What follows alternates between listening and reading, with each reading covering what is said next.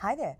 Welcome to a segment we like to call Baby Buys and Other Frauds. I'm Lisa-Skye, and with me today we have Casey, Beth and Patrick. I've been queer my entire life. I remember when I first saw boobs on TV and just was like, oh, they're not just food, cool. So yeah, I've always been very comfortable in my kind of bisexuality. Then I called it queerness, then I called it bisexuality, whatever. The way in which I'm a fraud, I feel, is because I'm cis-passing, I'm femme-identifying, but I'm non-binary. For you lot, it's more about sexuality. For me, it's about sexuality rather than gender identity, and my sexuality seems to just go under the radar because I'm relatively. I conform to the expectations. I'm a mother of a 25-year-old. And so people just assume that I'm straight, and I haven't ever or always felt straight. And so I, like you, very young, found boobs were fascinating. Yeah. And I'd be walking down the street and just watching boobs bouncing. It was so good. But then so I became a mum very young. I remember talking about being attracted to women with one of my cousins, and she's just like, oh, that's gross. And just totally shut me down, shamed me down. And I was already a parent, and I'm like, oh, I just fit into this box. So you've like ticked off the heterosexuality card? Yeah, and then I'm attracted to all genders. I'm attracted to people on an individual basis. I don't even really know whether I call myself bi or pan or whatever. I came out on stage as bi a couple of years ago, and everyone's like, yay, good for you. I'm like, oh, I'm really not sure still. So I'm in my early 40s now.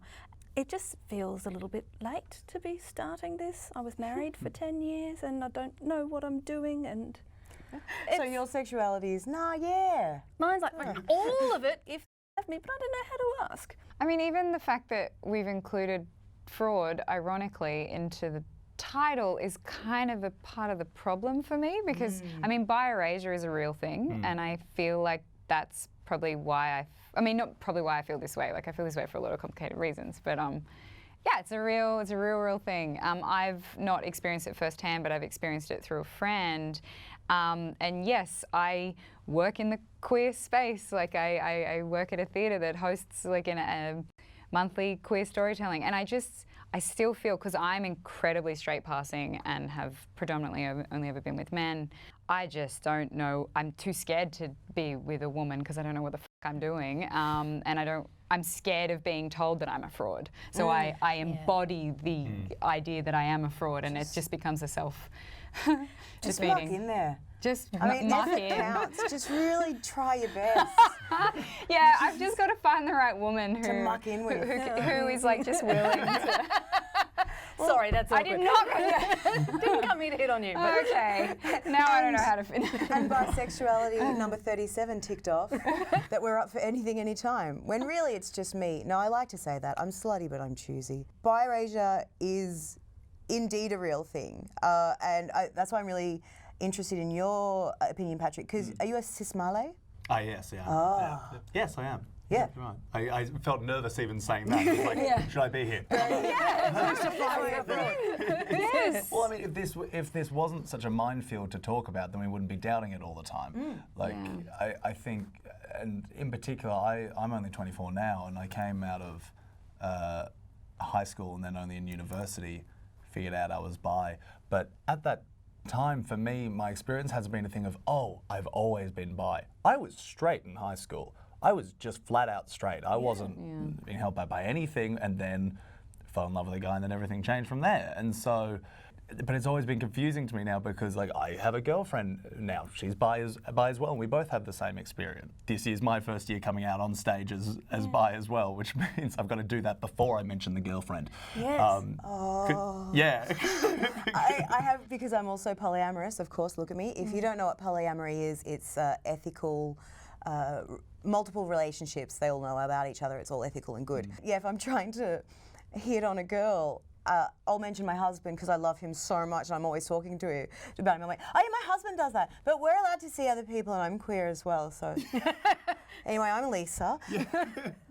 And yeah, it's just so awkward. And I know, other comedians who have to claim their polyamory or bisexuality on stage because if they're then publicly seen making out with someone or with someone, it's people are so quick to be like, oh, it's just this thing. Well, identity in a nutshell. And I think what's so fascinating about the LGBTIQA space is where politics and identity come across, because identity is such a personal thing. It's your own experience, and yet we are operating in this world where there is politics associated with it, and my understanding of bi is going to be different to yours and yours, and I think that's where we f ourselves up. Yeah, well, that's why I didn't identify as bisexual for about a decade, because I thought it was meaning gender binaries. And then a beautiful millennial angel said to me, no, it's bisexual to me means people like me and people not like me. Yes. And I'm like, that's everyone again.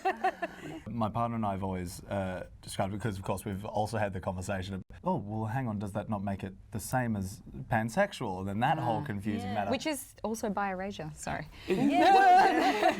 We described it basically as like, no, we call ourselves bisexual due to the fact that we are attracted to people of our own gender and other gendered genders, but our attraction is still affected by people's gender.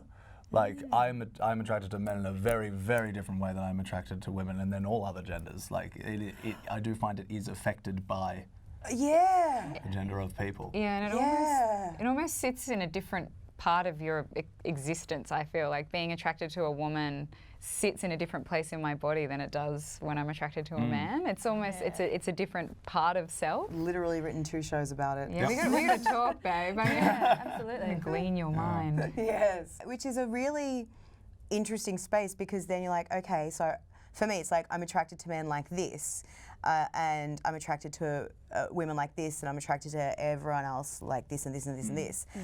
I don't know, I get scared that that's then kind of either objectifying or fetishizing or playing into society's stereotypes of what it means to be an XYZ.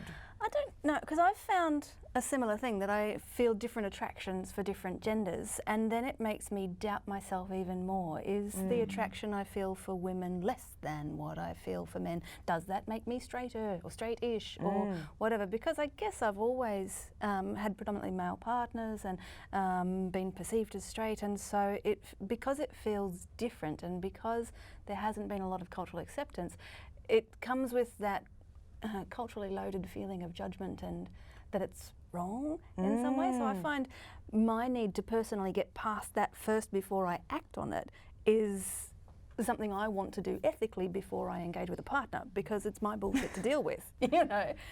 So It's so much. We're all just doing our best, man. So we have been talking baby buys and other frauds with Patrick, Beth and Casey, and I've been Lisa-Skye.